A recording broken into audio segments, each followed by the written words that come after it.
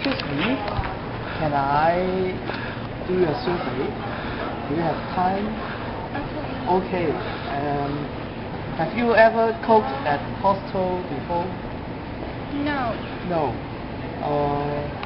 Why don't you cook at hostel? Because it is inconvenient. I have to wash the dishes myself. I don't like it. See. Would you try to cook at hostel later? Maybe. Maybe. If I cook it well. Thank you. Wait a minute. Which room do you live? Oh, I live in 513. Thank you.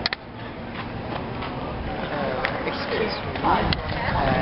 Do you have some time for me to do you a survey? Okay. Okay. Have you ever cooked at hostel before?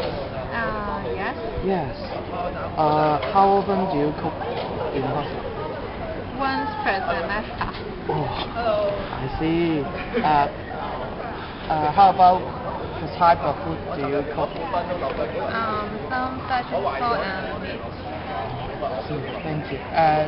Which room do you live in? 503. Thank you.